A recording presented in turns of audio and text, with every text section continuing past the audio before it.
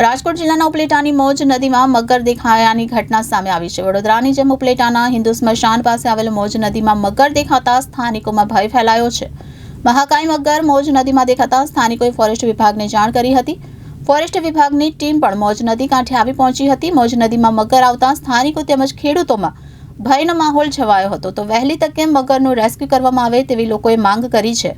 આ સમાચાર વાયુ વેગે પ્રસરી જતા મોજ નદીના કાંઠે મોટી સંખ્યામાં લોકો મગર જોવા માટે ઉમટી પડ્યા હતા। રાજકોટ જિલ્લાના ઉપલેટાની મોજ નદીમાં મગર દેખાવાની ઘટના સામે આવી છે। તો વડોદરાની જેમ ઉપલેટાના હિન્દુ સ્મશાન પાસે આવેલ મોજ નદીમાં મગર દેખાતા સ્થાનિકોમાં ભયનો માહોલ જોવા મળ્યો છે।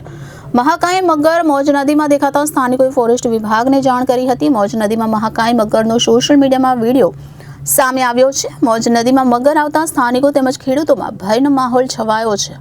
મોજ નદીના સામા કાંઠે 700 થી 800 જેટલા ખેડૂતોના ખેતરો આવેલા છે તેમજ પશુપાલકો પણ પોતાના પશુ ચરાવવા માટે મોજની નદી કાંઠે આવતા હોય છે।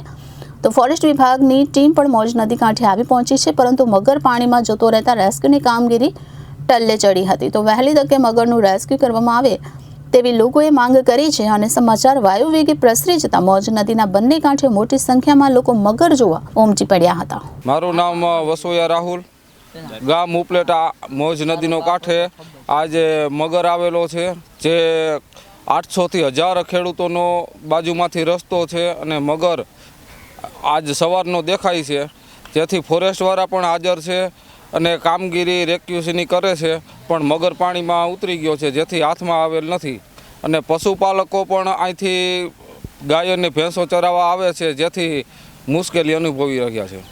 શું માંગ છે તંત્ર પાસે તો એવી માંગ છે કે આને વહેલાસર રેસ્ક્યુ કરે એવી માંગ છે। મારું નામ દાસાભાઈ કટારા છે। હું વન વિભાગમાં રોજમદાર કાયમી કર્મચારી તરીકે કામ કરું છું અને હાલ અમારે આ રેસ્ક્યુ માટેના અમારો અધિકારીનો સ્ટાફ તથા અમે બધા અહીંયા છીએ। મોજ નદીમાં મગર આવેલ છે, એને પકડવાની કામગીરી માટે હાજર છીએ, પરંતુ મગર અત્યારે પાણીમાં પડી ગયેલ હોવાથી રેસ્ક્યુની કામગીરીમાં સફળતા નથી મળતી। બહાર નીકળવાથી અમે રેસ્ક્યુ કરવા માટે કટિબદ્ધ છીએ, બધા હાજરમાં છીએ। Bureau report Janadesh news, Rajkot.